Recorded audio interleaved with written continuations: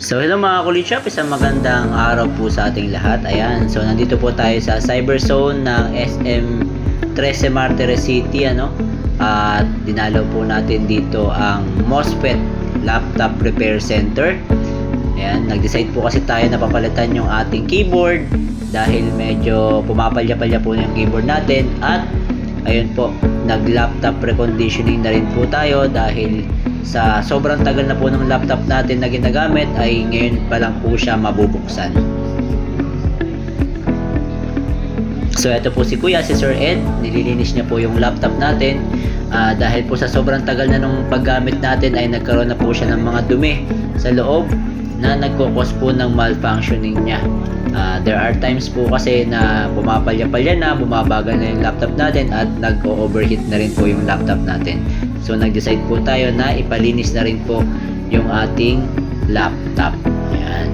At dito rin po tayo nagpapalit ng ating keyboard dahil nga po yun, pumapalya-palya na yung ibang mga letters ng ating keyboard. At makikita nyo po dito sa fan ng ating laptop, ayan, sobrang dumi na po or nag-accumulate na po siya ng maraming dumi na nagmukha na pong foam yung mga dumi na naipon dun sa ating fan. So nagkakaroon na po siya ng blockage dun sa airflow na pwede pong mag-cause ng overheating ng ating laptop. At pag mainit na po yung laptop natin, there are times po na siya ay nagma-malfunction, nag-hang. Ayan po ang mga pwedeng maging result pagka hindi nakakaikot na maganda yung air sa ating laptop. At ito po, inaayos na po ni Kuya yung mga singit-singit na parts ng ating laptop para masigurado na malinis na po yung laptop natin.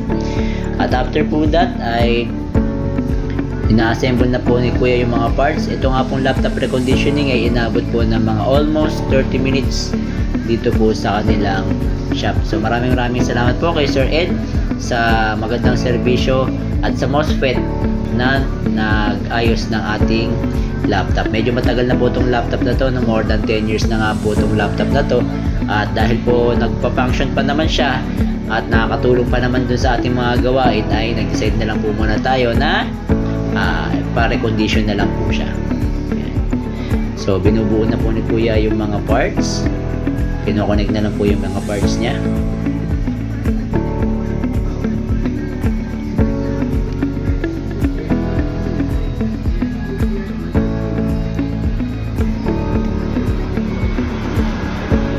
Okay, so ito nga pong laptop natin, meron pa siyang DVD drive na hindi na po natin usually nakikita sa mga laptop ngayon.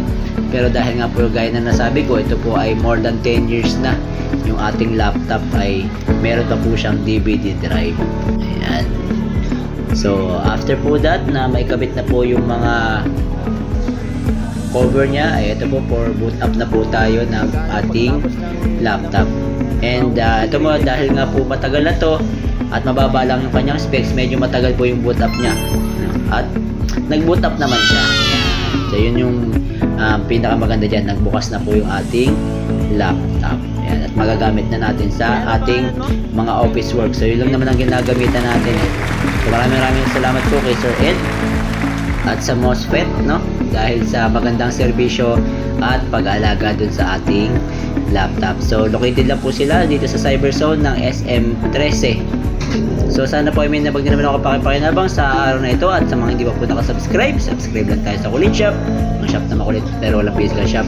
See you in my next videos. Bye bye! Maraming salamat po sa panonood.